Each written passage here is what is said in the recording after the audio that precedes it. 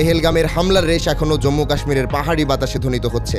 26টি তাজা প্রাণ নিভে যাওয়ার পর উপত্যকা যেমন শোকস্তব্ধ, তেমনি ভারত ও পাকিস্তানের মধ্যকার সম্পর্কও পৌঁছেছে উত্তেজনার চূড়ায়। এমন এক অগ্নিগর্ভ মুহূর্তে নিজের সামরিক শক্তির জানান দিতে ফতেহ নামের ক্ষেপণাস্ত্রের সফল পরীক্ষামূলক উৎক্ষেপণ করল পাকিস্তান। সোমবার দেশের দক্ষিণাঞ্চলে চলমান এক্স সিন্ধু নামের বিশাল সামরিক মহড়ার অংশ হিসেবে এ পরীক্ষাটি চালায় পাকিস্তান সেনাবাহিনী। 120 কিলোমিটার পাল্লার এই সারফেস টু সারফেস মিসাইলটির উৎক্ষেপণ শুধু প্রযুক্তিগত নয়, কূটনৈতিকভাবেও এক স্পষ্ট বার্তা ইসলামাবাদ প্রস্তুত এবং তা তাৎক্ষণিক প্রতিক্রিয়ার জন্য।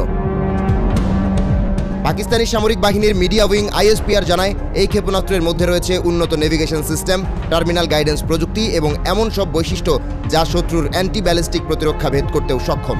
তারা বলেছে, এই মহড়া দেশটির সামরিক সক্ষমতা যাচাই করার একটি বড় পরীক্ষা ছিল। এই সফল উৎক্ষেপণ প্রত্যক্ষ করেছেন দেশটির সেনাপ্রধান, জয়েন্ট চিফ অফ স্টাফ কমিটির চেয়ারম্যান এবং শীর্ষ বৈজ্ঞানিক কর্মকর্তা ও প্রকৌশলীরা। প্রেসিডেন্ট আসিফ আলী জারদারি এবং প্রধানমন্ত্রী শাহবাজ শরীফ উভয়ই বিজ্ঞানী ও সেনাদের অভিনন্দন জানিয়ে একে জাতির জন্য গর্বের মুহূর্ত হিসেবে অভিহিত করেছেন। প্রেসিডেন্ট আসিফ আলী জারদারি জাতিকে অভিনন্দন জানিয়ে বলেছেন, বিজ্ঞানী ও প্রকৌশলীদের অবদানে আজ আমরা সুরক্ষিত। প্রধানমন্ত্রী শাহবাজ শরীফ সরাসরি সেনাবাহিনীর অপারেশনাল রেডিনেস নিয়ে সন্তোষ প্রকাশ করে বলেছেন, পাকিস্তান সেনাবাহিনী দেশের প্রতিরক্ষা ও সার্বভৌমত্ব রক্ষায় সর্বদা প্রস্তুত। এটি নিছক একটি মহড়া নয়, বরং এক কূটনৈতিক বার্তা। যুদ্ধ বাঁধলে পাকিস্তান শুধু কথায় নয়, কর্ম দিয়েই জবাব দেবে। এর মাত্র দুদিন আগেই পাকিস্তান পরীক্ষা চালায় 450 কিলোমিটার পাল্লার আবদালি ক্ষেপণাস্ত্রের। আর গত বছর মে মাসে পরীক্ষা হয়েছিল ফতেহ 2 সিস্টেম, যার পাল্লা ছিল 400 কিলোমিটার। এসব পরীক্ষার মধ্য দিয়ে দেশটি তার পাল্টা আঘাত হানার সক্ষমতা ক্রমেই আধুনিক ও নির্ভুল করে তুলছে। অন্যদিকে ভারত কড়া সুরে পাকিস্তানকে দায়ী করে আসছে পেহেলগামের হামলার জন্য, যদিও ইসলামাবাদ তা দৃঢ়ভাবে অস্বীকার করে নিরপেক্ষ তদন্তের আহ্বান জানিয়েছে। সীমান্তে সেনা মোতায়েন বাড়িয়েছে উভয় দেশ।